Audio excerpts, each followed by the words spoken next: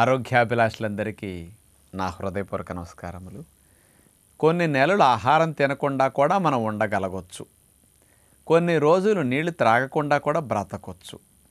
కానీ గాలి కొన్ని సెకన్లు పీల్చుకోలేకపోతే మాత్రం మనం వెంటనే చనిపోతాం. అంటే చూడండి, మన బ్రతుక్కి ఆహారం కంటే నీటి కంటే కూడా ప్రాణవాయువు ఎంత అవసరమో, కొన్ని సెకన్లు అందకపోతేనే మనం చనిపోతామంటే మన బ్రతుకుని శాసించేది శ్వాస అని మీకు ఎంత బాగా అర్థమవ్వాలి ఈ విషయం. తొలి శ్వాసతో మొదలవుతుంది జీవితం, తుది శ్వాసతో ముగుస్తుంది. తొలి శ్వాస నుంచి తుది శ్వాస మధ్య వ్యవధే మన జీవితం. ఈ జీవితం సవ్యంగా, ఆరోగ్యంగా, ఆనందదాయకంగా, మంచి శక్తి సామర్థ్యాలతో రక్షణ వ్యవస్థతో జరగాలి అంటే ప్రాణవాయువు అతి ముఖ్యమైన అవసరం. అలాంటి ప్రాణవాయువుని అందించే ఊపిరితిత్తులు గాలిని పీల్చుకున్నప్పుడు సాగుతూ, గాలిని వదిలినప్పుడు ముడుచుకుంటూ, సంకోచ వ్యాకోచాలతో బాగా పనిచేస్తూ ఉంటాయి. పూర్తిగా శ్వాసక్రియ కనుక జరిగితే లంగ్ కెపాసిటీ బాగా ఉన్నట్లు. అందుకని లంగ్స్ బాగా సాగగలిగితే, బాగా మూసుకోగలిగితే, లంగ్ కెపాసిటీ మంచిగా ఉంటే శ్వాసక్రియ సవ్యంగా జరుగుతుంది. సరైన శ్వాసక్రియ జరిగే వ్యక్తికి మళ్ళీ ఫిజికల్, మెంటల్లీ ఎనర్జెటిక్గా ఉండే, యాక్టివ్గా ఉండే అవకాశం ఉంటుంది. అందుకనే పోలీస్, మిలిటరీ ఉద్యోగాల సెలక్షన్ అప్పుడు కూడా వాళ్ళు ఛాతీని టేప్ పెట్టి ఇట్లా కొలుస్తారు. గాలిని బాగా పీల్చాక మళ్ళా కొలుస్తారు. 5 ఇంచుల పైన సాగితేనే నెక్స్ట్ టెస్ట్కి పంపుతారు, ప్రమోషన్లో ముందుకు పంపుతారు. లేదు అంటే అతనికి 3 ఇంచులు 2 ఇంచులు సాగిందంటే ఇంటికి వెళ్ళి అంటారు. లంగ్ కెపాసిటీ లేని వ్యక్తి ఫిజికల్లీ అన్ఫిట్ అని అక్కడ నిర్ణయం చేసి పంపేస్తారు ఇంటికి. అంతేనే మీకు కూడా మరి లంగ్ కెపాసిటీ మంచిగా పెరగాలి, మీ ఎనర్జీ లెవెల్స్ బాగా పెరగాలి అంటే నేను ఈరోజు మీకు స్పెషల్ ట్రైఫ్లో ఎక్సర్సైజ్ స్పైరోమీటర్ ద్వారా చేసి ఎలా అనేది చూపించబోతున్నాను. మరి మీ లంగ్ కెపాసిటీని రోజు పెంచుకోవడానికి ఈ స్పైరోమీటర్ సుమారుగా 100 నుంచి 200 రూపాయల లోపే లభిస్తుందన్నమాట. ఈ స్పైరోమీటర్తో బ్రీతింగ్ ఎక్సర్సైజ్ని 2 రకాలుగా ఎలా చేయాలి నేను స్వయంగా మీకు చేసి బ్రీతింగ్ ప్రాక్టీస్ హెల్దీగా లంగ్ కెపాసిటీతో మంచిగా చేయాలంటే ఎలా ఉండాలనేది చూడబోతున్నాం. ఇప్పుడు ఇది స్పైరోమీటర్. ఆస్తమా ఉన్నవారికి, బ్రాంకైటిస్ ఉన్నవారికి, న్యూమోనియా ఉన్నవారికి, కఫము శ్లేష్మాలు బాగా పట్టిన వారికి, సిఓపిడి సమస్యలు ఉన్నవారికి, కాస్త నడుస్తుంటే ఆయాసం వస్తుండే వారికి, మరి ఇట్లాంటి వారికి బాగా ఉపయోగపడే బెస్ట్ ఎక్సర్సైజ్ ఈ స్పైరోమీటర్తో ట్రైఫ్లో ఎక్సర్సైజ్ అంటారు. ఇందులో 3 రకాల బాల్స్ ఉంటాయి. మనం గాలిని పీల్చినప్పుడు ఈ రెడ్ బాల్ పైకి లేచిందనుకోండి 600 cc గాలిని మీరు పీల్చినట్టు లెక్క.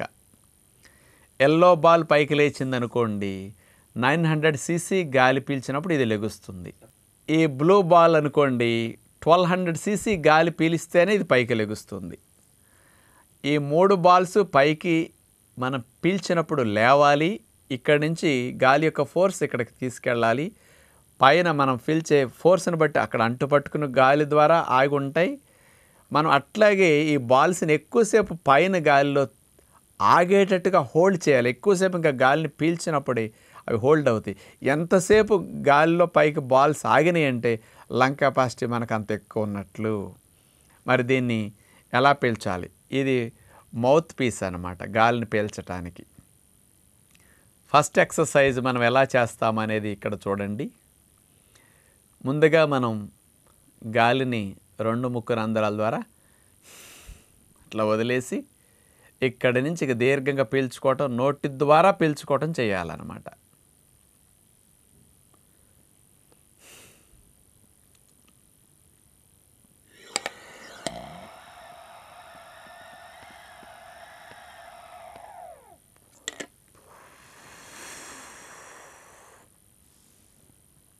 ఒకసారి అయింది అంటే చూడండి, ఒక ball first, next ball, third ball అట్లా లెగుస్తుంది. హోల్డ్ చేయాలన్నమాట. లంగ్ కెపాసిటీ లేని వారికి, ఆస్తమా ఉన్న వారికి, ట్రబుల్ ఉన్న వారికి ఒక బాల్ లెగుస్తుంది, కొంతమందికి 2 లెగుస్తాయి, కొంతమందికి 3 లెగుస్తాయి. కానీ ఎక్కువసేపు ఆగవు. ఎక్కువసేపు అట్లా ఆపగలగాలి. మనకు కెపాసిటీ బాగా ఉన్నట్లు అనమాట. ఇలా ప్రాక్టీస్ కంటిన్యూస్గా చేయాలి. ఒక 5 minutes పాటు చేస్తే చాలా మంచిది. గాలిని పీల్చటం ద్వారా, ఇన్హేల్ చేయటం ద్వారా ట్రైఫ్లో ఎక్సర్సైజ్ ఇప్పుడు చేస్తున్నాం. మొట్టమొదటిది మళ్ళీ చూడండి.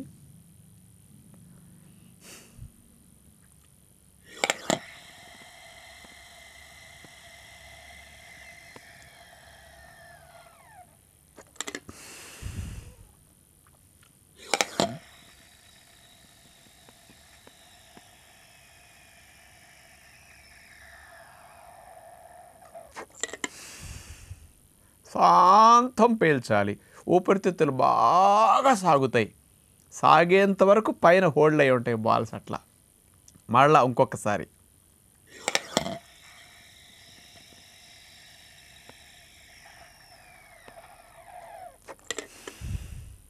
ఇట్లా మీరు 5-6 నిమిషాలు కంటిన్యూస్గా చేయాలన్నమాట. అంటే ఊపిరితిత్తులు కొలిమి దగ్గర తిత్తేలాగా బాగా సాగటం, బాగా ముడుచుకోవటం. పీల్చినప్పుడు బాగా సాగుతాయి బాల్స్. పైలో ఉన్నంతసేపు ఇంకా సాగి సాగి సాగి ఇక మ్యాక్సిమం ఇక ఏమీ కెపాసిటీ లేదన్నట్టు టైట్ అయిపోతాయి అన్నమాట సాగి. అప్పుడు మీరు వదిలేసి గాలిని బాగా పీల్చుకుంటారు ముక్కు రంధ్రాల ద్వారా. మళ్ళా నోటితో గాలిని బాగా పీల్చాలి. అట్లా 5 to 6 minutes చేయండి. నిదానంగా పెంచుకోండి. ఒక 2 నిమిషాలు చేయండి, నిదానంగా పెంచుకోండి. ఇది ఒక రకమైన ఎక్సర్సైజ్. ఇక రెండవ రకమైన ఎక్సర్సైజ్ ట్రైఫ్లో ఎక్సర్సైజ్ ఎట్లా చేయాలి? ఈసారి గాలిని వదులుతూ బాల్స్ పైకి లేపటానికి ట్రై చేయాలి. అప్పుడు ఏం చేయాలి? స్పైరోమీటర్ని రివర్స్ చేయాలన్నమాట. ఈసారి చూడండి, ఇట్లా రివర్స్ చేసేసి స్పైరోమీటర్ని ఇట్లా పట్టుకోవాలి. ఇప్పుడు గాలిని బాగా పీల్చుకుని ఇక నోట్లోంచి వదలాలి. ఇందాక నోటితో పీల్చావు, నోటితో ఇప్పుడు వదలాలి.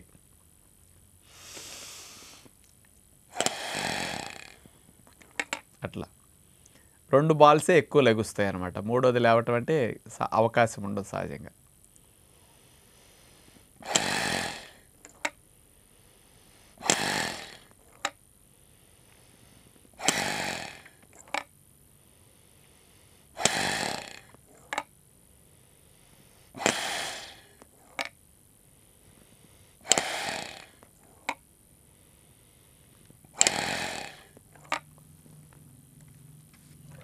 ఈ రకంగా స్పైరోమీటర్తో 2 రకాలుగా ట్రైఫ్లో ఎక్సర్సైజ్ చేయొచ్చు. గాలిని నోటితో పీలుస్తూ ఒక రకం, గాలిని నోటితో వదులుతూ మరో రకం. ఇట్లా ఒక 5-6 minutes పీలుస్తూ 5-6 minutes వదులుతూ చేసి మళ్ళా అవకాశం ఉంటే కంపల్సరీ సాయంకాలం 2 సార్లు ఆరోగ్యవంతులందరూ చేస్తే మంచిది. పిల్లలకు కూడా చేయించండి. సిగరెట్లు తాగేవారు కూడా బాగా చేస్తే మంచిది. లంగ్ కెపాసిటీ దానివల్ల తగ్గిపోతుంది కదా, తగ్గకుండా పెంచడానికి ఇది బాగా ఉపయోగపడుతుంది. ఆస్తమా, బ్రాంకైటిస్, న్యూమోనియా, శ్వాస సంబంధమైన సమస్యలు, శ్లేష్మాలు, కఫాలు ఉన్నవారు లంగ్ కెపాసిటీ కోల్పోతుంటారు. కాబట్టి లంగ్ కెపాసిటీని పెంచడానికి వాళ్ళు రోజుకు 3 to 4 times ఈ విధమైన ఎక్సర్సైజ్ చేయాలి. లంచ్ తినడానికి ముందు పొట్ట ఖాళీ అవుతుంది, అప్పుడు మళ్ళీ చేయొచ్చు అనమాట. డిన్నర్ తినడానికి ముందు, ఉదయం పూట కంపల్సరీ. ఎవరికైనా ముక్కు రంపులు, శ్లేష్మాలు కొంచెం ఎక్కువ ఉండి ఇట్లా ఇబ్బందిగా ఉందంటే ముందు ఒక 1/2 hour వార్మింగ్ అప్ ఎక్సర్సైజ్ లాంటివి ముందు చేసి తర్వాత ఈ బ్రీతింగ్ ట్రైఫ్లో ఎక్సర్సైజెస్ స్పైరోమీటర్తో చేయగలిగితే చాలా మంచిది. కాబట్టి న్యాచురోపతి ఫాలోవర్స్ అందరూ ఈ స్పైరోమీటర్ని ఒకటి కొనుంచుకోండి.